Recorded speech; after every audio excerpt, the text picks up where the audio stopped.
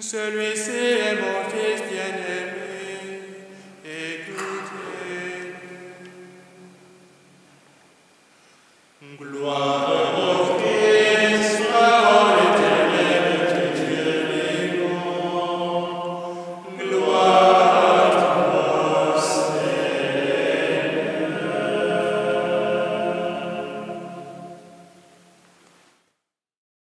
Chers frères et sœurs, les textes de ce dimanche nous invitent à lever les yeux plus loin,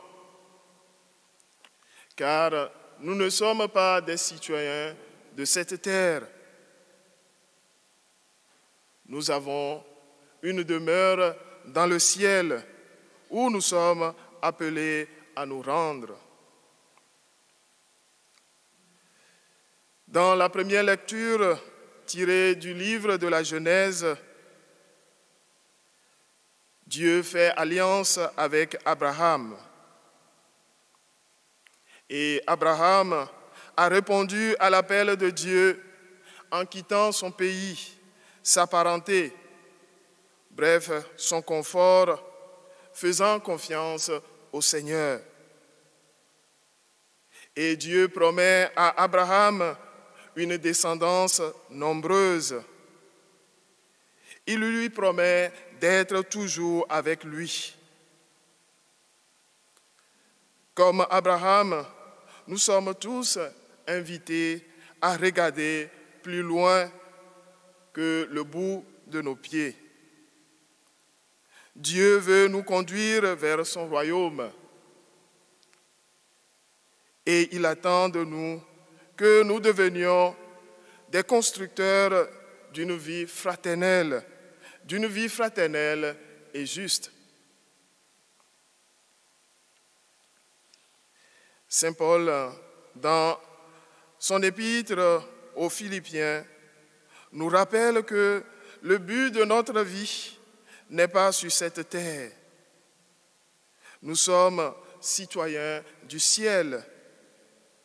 Nos pauvres corps sont destinés à être transformés à l'image du corps glorieux de Jésus. Le carême nous donne l'occasion de nous détourner de nos préoccupations de ce monde et de nous attacher au Christ. Aujourd'hui, l'apôtre dénonce ceux qui se conduisent en ennemis de la croix du Christ. Nous, chrétiens, nous sommes où nous savons que nous sommes sauvés par le Christ seul. Seul le Christ nous sauve. Nous attendons de partager sa résurrection. C'est en ce sens que nous sommes citoyens du ciel, parce que nous allons passer par la résurrection du Christ pour atteindre le Père, pour voir le Père face à face.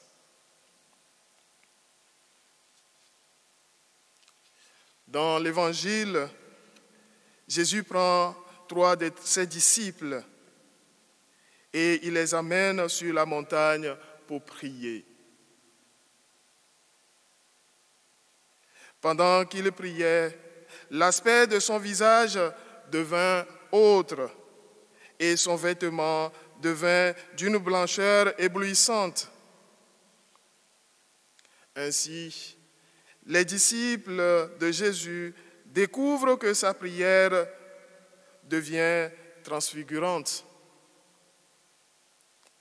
C'est aussi vrai pour chacun de nous. Elle nous aide à sortir de nous-mêmes et à nous ajuster à Dieu. Même ce temps de carême qui va nous conduire vers le sommet de la liturgie chrétienne, de la vie chrétienne, ce temps nous est donné pour que nous puissions sortir de nous-mêmes. sortir de nous-mêmes et aller à l'essentiel. Parce que dans le quotidien, il y a beaucoup de choses qui nous empêchent de sortir de nous-mêmes, d'aller à l'essentiel. Donc ce temps nous est donné pour aller à l'essentiel. Oui, c'est un temps où nous pensons à la privation, nous pensons au sacrifice, nous pensons au renoncement. Mais est-ce que tout cela nous amène à contempler, à entrer dans l'intimité de notre Seigneur, à nous unir plus, à ne pas être simplement centrés sur nous-mêmes? Donc, ce contact permanent avec lui, avec Dieu, avec l'essentiel, ne peut que nous transformer. Il s'agit pour nous d'accueillir l'amour qui est en Dieu pour qu'il rayonne et soit communiqué autour de nous. Sur la montagne, Jésus n'est pas seul. Deux hommes s'entretiennent avec lui, Moïse et Élie, qui ont été les grands acteurs de l'alliance de Dieu avec les hommes. Tous les trois parlaient ensemble de son départ qui allait s'accomplir à Jérusalem. C'est là que Jésus sera arrêté, condamné et mis à mort sur une croix. Pour les disciples, ce sera une épreuve très douloureuse. Mais pour raviver leur foi, Jésus leur laisse entrevoir la gloire qui sera la sienne lors de sa résurrection. Au-delà de nos souffrances, de nos épreuves, c'est à cette gloire que nous sommes tous appelés par Dieu lui-même. Mais à condition que, nous sachions souffrir ou bien nous sachions offrir nos souffrances avec Jésus sur la croix. En ce dimanche et tout au long du carême, la voix du Père est là. Celui-ci est mon Fils bien-aimé. Écoutez-le. Écoutons la voix du Fils bien-aimé. Aujourd'hui, nous voyons son visage transfiguré. Dans quelques jours, nous le verrons défiguré par la haine, la violence et les scandales de toutes sortes. Mais le mal n'aura pas le dernier mot. C'est l'amour qui triomphera. Nous sommes tous appelés à participer à la victoire du Christ ressuscité. Alors, entrons dans la confiance, faisons-lui confiance.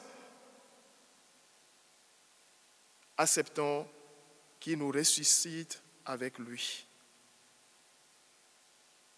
Voilà cet appel du Père. La réponse que nous donnerons nous transfigurera si elle répond au désir de Dieu. Toutes nos actions du carême participent à ce mouvement de transfiguration. Mais n'oublions pas que nous sommes comme pour Jésus et tout doit commencer dans la prière. L'Eucharistie que nous célébrons est source et sommet de toute vie chrétienne, qu'elle nous envoie vers une transfiguration de la vie concrète que nous allons trouver en descendant de la montagne, en rentrant dans nos maisons.